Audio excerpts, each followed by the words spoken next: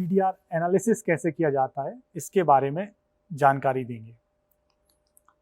इसके पहले शुरुआत करने के हमें कुछ शब्दों के बारे में जानकारी होना जरूरी है, जैसे कि सीडीआर कॉल डिटेल रिकॉर्ड आप जानते ही हैं, सीएएफ कस्टमर एप्लीकेशन फॉर्म, इसको सामान्य भाषा में केवाईसी भी बोलते हैं। जब भी कोई सिम खरीदने जाता है या बैंक में अकाउंट खुलाता है, वह अपने कुछ डॉक्यूमेंट सबमिट करता है, जिसमें उसका फ़ोटो होता है, उसके एड्रेस की जानकारी होती है, उसका अल्टरनेटिव नंबर होता है, उसका और भी अन्य जानकारी उसमें दी गई होती है। तो यह कस्टमर एप्लीकेशन फॉर्म वह फॉर्म होता है। IMEI नंबर, यह एक मोबाइल का नंबर जैसा कि मैं आपको बता चुका हूँ। IMSI नंबर, ये सिम का चिप नंबर होता है, यह अलग होता है मोबाइल नंबर से। IP इंटरनेट प्रोटोकॉल हम इसे बोलते हैं, और एक और होता है IPDR internet protocol detail record, जिसमें हम इंटरनेट पर की गई गतिविधियों का सारा ब्यौरा होता है, उसको बोलते हैं। GPS ग्लोबल पोजीशनिंग सिस्टम होता है, जब भी हम किसी की लोकेशन वगैरह पे काम करते हैं तो ये GPS के माध्यम से आती है। इसके बाद MCC आएगा, मोबाइल कंट्री कोड होता है। MNC mobile network code, LAC location area code, CID cell ID। ये MCC, MNC, LAC और CID चारों मिलके काम करते हैं, ये मैं आगे की स्लाइड में आपको बताऊंगा। एक सिम होता है, सिम का फुल फॉर्म है सब्सक्राइबर आइडेंटिटी मॉड्यूल। ये बेसिकली जो हम सामान्य भाषा में सिम बोलते हैं वही है। CDR क्या है? CDR मैं आपको पहले भी बता चुका हूं, किसी व्यक्ति, फोन, टावर द्वारा की गई सारी गतिविधि का रिकॉर्ड, उसका जानकारी को कॉल डिटेल रिकॉर्ड बोलते हैं। इसका एनालिसिस करने के लिए हमें 4 प्रकार से, पहले तो यह ज्ञात करना होगा कि हमें किस तरह की CDR की आवश्यकता है। प्रथम दृष्टया व्यक्तिगत CDR, इसके उपरांत जो सेल ID जिसको PSTN CDR बोलते हैं, इसके अतिरिक्त IMEI जो हमारा मोबाइल इक्विपमेंट आइडेंटिटी नंबर होता है, और फोर्थ इज IPDR। CDR को हम जनरली देखेंगे तो यह इस रूप में दिखेगी। यह जब हमें कंपनी के द्वारा भेजी जाती है तो एक्सेल शीट में इस रूप से खुलेगी। CDR क्यों निकलवाना जरूरी है? हम बात करेंगे CDR का विश्लेषण क्यों जरूरी है। यह महत्वपूर्ण इस बिंदु से है कि जब हमें किसी भी व्यक्ति के बारे में कुछ जानकारी प्राप्त करना हो, मोबाइल खोजने के लिए, उसके दिन की गतिविधियों का विश्लेषण करने के लिए, उसके इवन मिनट टू मिनट गतिविधियों का विश्लेषण करने के लिए, दिन की पहली कॉल, आखिरी कॉल, दिन में कॉल, या किसी निश्चित व्यक्ति को कॉल, किसी तरह के और कॉल्स से संबंधित जानकारी को इकट्ठित करने के लिए, इसके बाद उसकी लोकेशन, स्थानवार, कहाँ से वह कॉल कर रहा है इसका विश्लेषण करने के लिए, कहाँ रेगुलरली कॉल कर रहा है इसका विश्लेषण करने के लिए, किसी संदिग्ध जगह पर जाने आने की जानकारी प्राप्त करने के लिए, या कोई संदेही पूर्व से मौजूद है तो वह रात में कहाँ विश्राम कर रहा है, सामान्यतः कहाँ कहाँ घूम रहा है, इसका अध्ययन करने के लिए। यह जनरल वह आयाम है जिनमें हम CDR का विश्लेषण करते हैं। इसके अतिरिक्त भी नए नए आयाम निकलते आते हैं और हम उनके बारे में उससे कोई जानकारी प्राप्त करके कई केसों में मदद पाते हैं। मैं पहले भी चूंकि आपको बता चुका हूं कि CDR के 4 प्रकार, व्यक्तिगत किसी व्यक्ति या नंबर विशेष की, PSTN किसी सेल ID टावर विशेष की CDR, IMEI किसी एक निश्चित मोबाइल इक्विपमेंट की CDR, और IPDR किसी व्यक्ति या किसी वेबसाइट के द्वारा, किसी व्यक्ति के परिप्रेक्ष्य में देखें तो किसी व्यक्ति द्वारा की गई इंटरनेट पर सारी गतिविधियों का रिकॉर्ड, वह किस किस वेबसाइट पे गया। किसी अन्य वेबसाइट के परिप्रेक्ष्य में देखें तो उस वेबसाइट पर कौन कौन व्यक्ति देखने आया, क्या क्या उसने ब्राउजिंग की, उसका रिकॉर्ड। तो ये 4 प्रकार के CDR होते हैं। एक नॉर्मल CDR जो कॉल डिटेल व्यक्तिगत है उसका हम प्रारूप देखेंगे। तो उसमें जो हमारे काम के वैसे तो 28 बिंदु होते हैं, लेकिन हमारे ऊपर रहता है कि हम कितने बारीकी से उसका अध्ययन कर कितना उसको उपयोग करें। सर्वप्रथम कॉलिंग नंबर, जिसको हम ए पार्टी भी बोलते हैं, कॉल नंबर बी पार्टी भी बोलते हैं। ये ए बी पार्टी को सॉर्ट करना पड़ता है। जिससे हमें रॉ CDR आती है, उसमें एक ही कॉलम में नहीं होता है जो कॉलिंग नंबर है जिसने व्यक्ति ने कॉल किया है, उसमें ए पार्टी होती है और बी पार्टी होती है। तो जो पार्टी कॉल कर रही है वो ए में आती है, जिस पार्टी को कॉल किया है वह बी कॉलम में आती है। लेकिन जब हम इसको प्रोसेस कर लेते हैं तो वह कॉलम वाइज हो जाती है। ये प्रोसेसिंग किसी सॉफ्टवेयर CDR एनालिसिस सॉफ्टवेयर के माध्यम से हो सकती है। तो यह चीज़ निश्चित करने के लिए हमारे पास जो कॉलम होता है कॉल टाइप, उसमें कॉल इन और कॉल आउट देखकर आराम से किया जा सकता है। इसके बाद दिनांक, टाइम और समय, किस दिनांक को कितने बजे कॉल किया और कितनी देर का कॉल हुआ। यह समय जो है ज़्यादातर सेकंड्स में दिखाई देता है। IMEI नंबर बहुत महत्वपूर्ण है कि किस हैंडसेट का उपयोग कर यह कॉल किया गया, किस हैंडसेट में हम सिम डालकर यह कॉल किया गया। और सेल ID नंबर कि किस टावर से कनेक्ट होकर यह कॉल आई।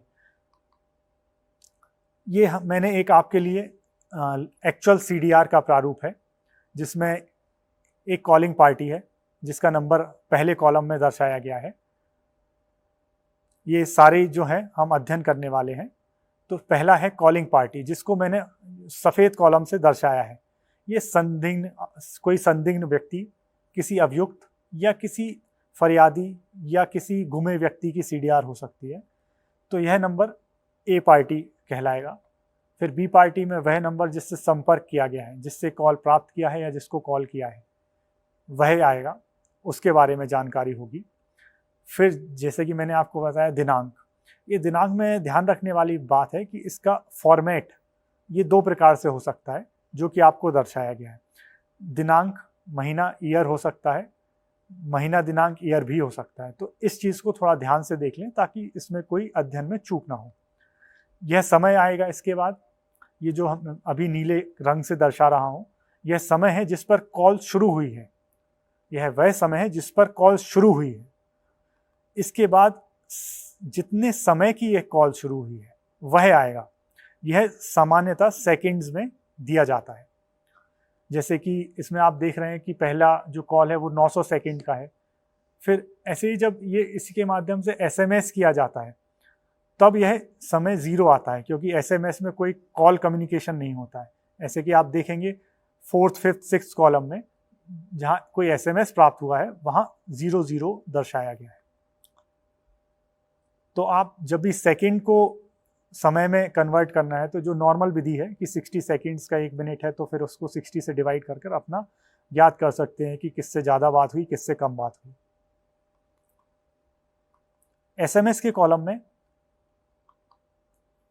इसके बाद आता है फर्स्ट सेल ID। ये प्रथम सेल ID वह सेल ID है जिस टावर के माध्यम से यह कॉल कनेक्ट हुआ है। इसमें गौर से देखने वाली एक महत्वपूर्ण बात है कि यह 4 पार्ट में विभाजित होती है।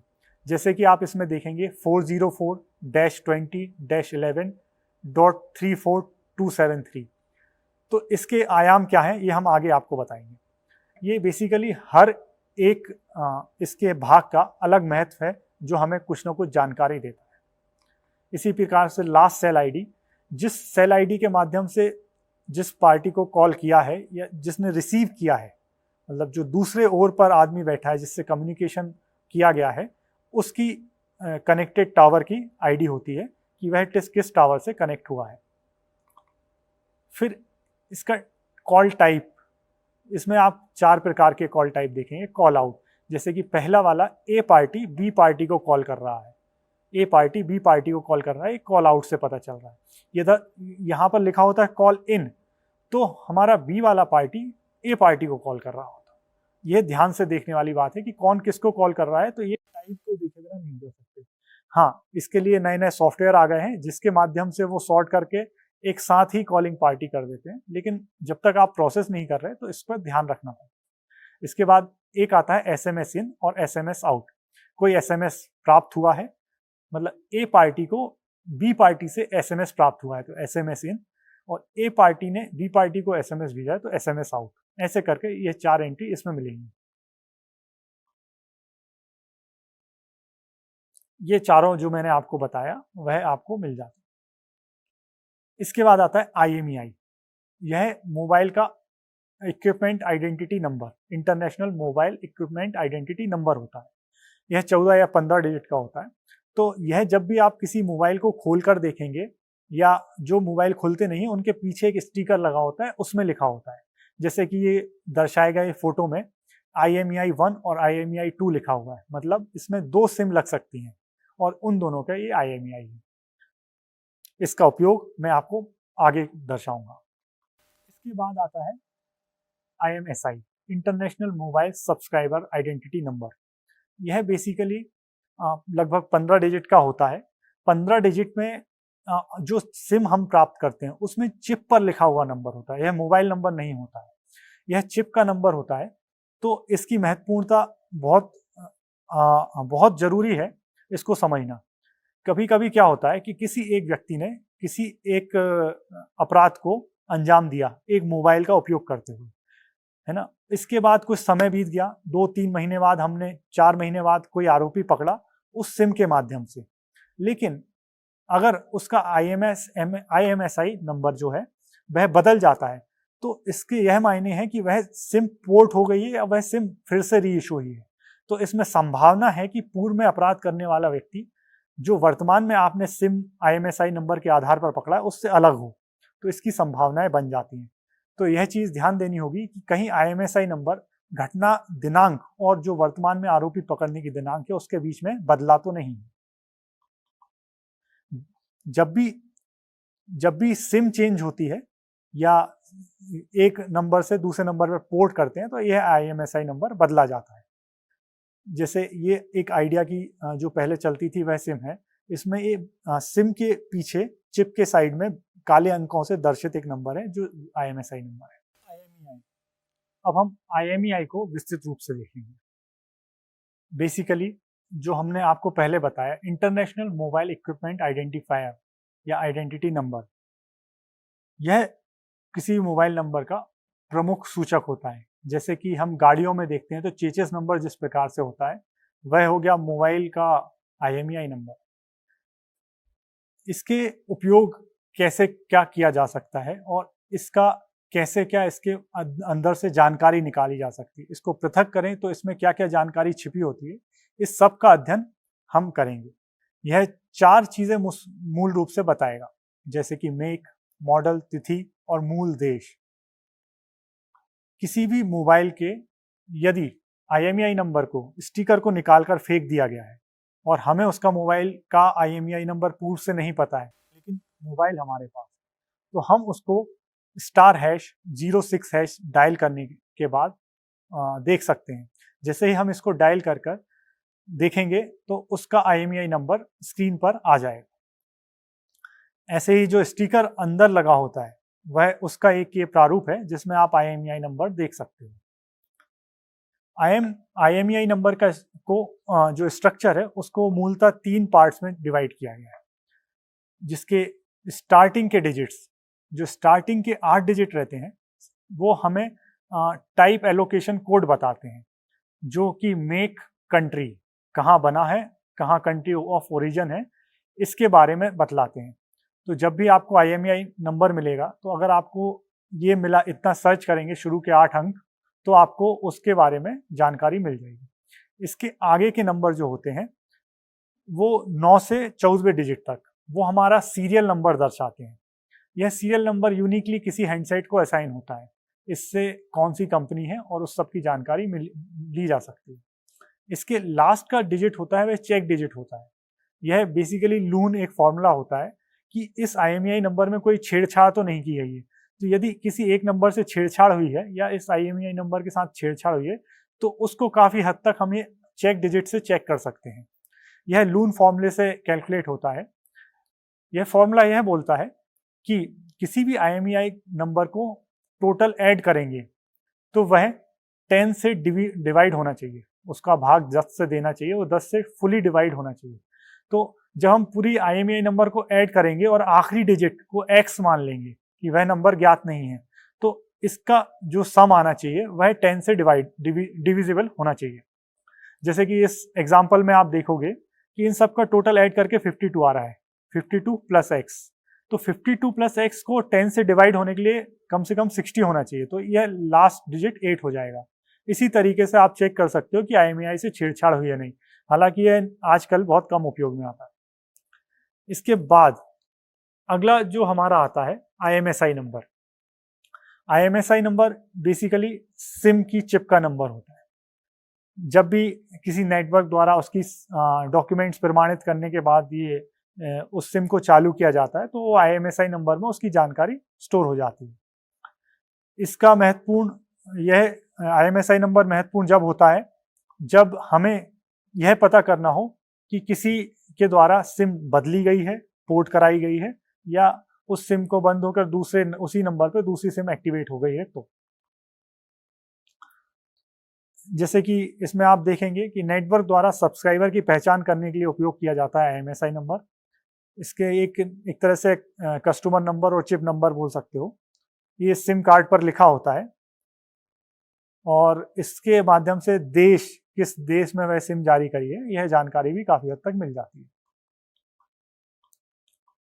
ये IMSI का स्ट्रक्चर होता है जिसमें शुरू के 3 डिजिट MCC, जिसे मोबाइल कंट्री कोड बोलते हैं, उसके बाद के 2 digit MNC mobile network code को दर्शाते हैं, उसके बाद के अंक मोबाइल स्टेशन आइडेंटिफायर नंबर होते हैं जो सर्विस प्रोवाइडर को दर्शाते हैं और एक व्यक्ति को आइडेंटिफाई करते हैं। ये बेसिकली आपने देखा होगा सिम कार्ड की एक फोटो है जिसमें सिम कार्ड दर्शाए गए हैं और इसमें एक तरफ से आपको ये बारकोडिंग के नाम पर ये जो है IMSI नंबर दर्शित होता दिखेगा। एक मोबाइल नंबर को हमने पृथक कर देखा है कि इसमें मोबाइल नंबर 2 भागों में बनता है, जिसका एक भाग हम देखेंगे। जैसे कि इस नंबर में 98191 ये मोबाइल स्विचिंग सेंटर कोड होता है और दूसरा अंक जो होता है वह सब्सक्राइबर नंबर होता है। तो मोबाइल स्विचिंग सेंटर किसी भी जिस कंपनी का वो सिम है उसको दर्शाता है और सब्सक्राइबर नंबर एक व्यक्ति विशेष को दर्शाता है जिसको वह सिम इश्यू हुई है। तो सामान्यतः ये जो सीरीज होती है, जैसे कि हम देखते हैं 9819194250, ये मोबाइल स्विचिंग सेंटर होता है। जैसे कि BSNL के नंबर हैं वह एक निश्चित उससे शुरू होते हैं ऐसी, लेकिन जो चेंज होता है वो सब्सक्राइबर नंबर लास्ट के 5 अंक। ये थोड़ा पुराने हो गए हैं लेकिन ये काफ़ी हद तक समझने के लिए सफिशिएंट है, जिसमें ये मुंबई के जो वोडाफोन के नंबर थे वो 98191 से शुरू होते थे, तो ये सीरीज के सारे मुंबई को थे। ऐसे वोडाफोन गुजरात के 98250 से शुरू होते थे और आगे का जो सब्सक्राइबर नंबर वह बदलते जाते थे। इस तरह से ये नंबर डिज़ाइन होते थे। ये सामान्य जानकारी के लिए ठीक है। ऐसे अराउंड 17,000 MSC कोड होते हैं, मोबाइल कंट्री कोड। तो ये इनके आइडेंटिफाई करना है तो आप नेट पर सर्च करके देख सकते हो। अब बहुत महत्वपूर्ण विषय आता है, जो सेल आईडी है उसको हम पृथक करके देखेंगे, उसके कंटेंट्स क्या क्या होते हैं। यह सेल आईडी के कंटेंट्स हमारी लोकेशन आइडेंटिफिकेशन में काफ़ी महत्वपूर्ण होते हैं।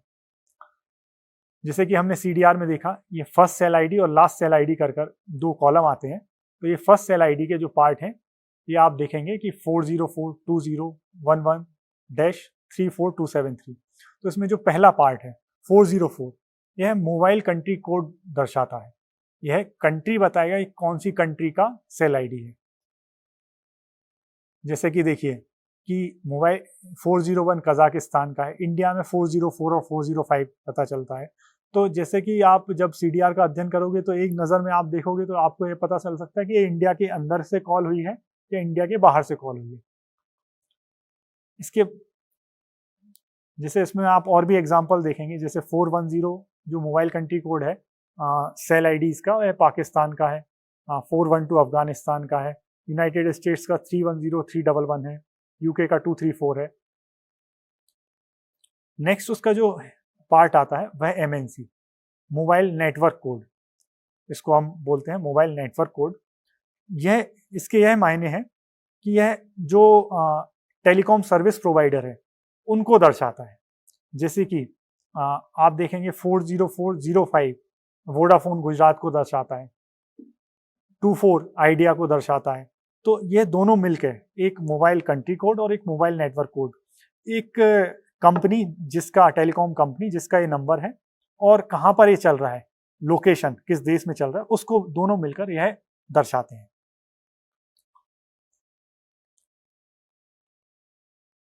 ये एक डाटाबेस है एमएनसी और एमसीसी का।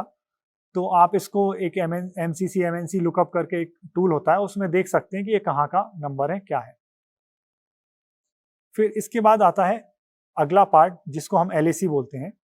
ये लोकल एरिया कोड होता है। यह तो निश्चित हो गया कि इंडिया का नंबर है।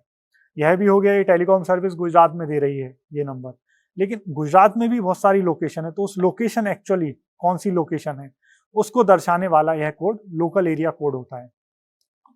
इसको यह एक सेक्युलर रेडियो नेटवर्क के सेवा क्षेत्र के आमतौर पर दर्शाता है, जिसमें ये अलग अलग स्थान अलग अलग कोड और के रूप में विभाजित रहते हैं। और जो लास्ट में जो आता है उसको हम सेल आईडी बोलते हैं। यह बेसिकली टावर आईडी है, जो मैं आपको बार बार बोलता हूँ। यह सारी लोकेशन, पहले हमने बात करी कंट्री की, फिर हमने नेटवर्क आइडेंटिफायर की, फिर उसके एरिया की, अब हम एक निश्चित टावर की, एक निश्चित सेल आईडी की बात करेंगे। तो ये लास्ट जो है वो उस जगह की वह सेल आईडी दर्शाती है। तो यह सेल आईडी उस टावर के माध्यम से जितने भी कॉल हो रहे हैं उनको बारे में हमें जानकारी प्रोवाइड कर सकती है। तो इस तरह से यह पूरा सेल आईडी कोड होता है। आप इतना डीप में नहीं भी जाएंगे तो भी आप सेल आईडी को नॉर्मल जो आजकल सॉफ्टवेयर उपलब्ध हैं, काफ़ी सारे टूल्स, उनके माध्यम से डिकोड कर वह लोकेशन जनरेट कर सकते हैं कि ये टावर कहाँ पर है, तो हमारा उससे काम हो जाता है।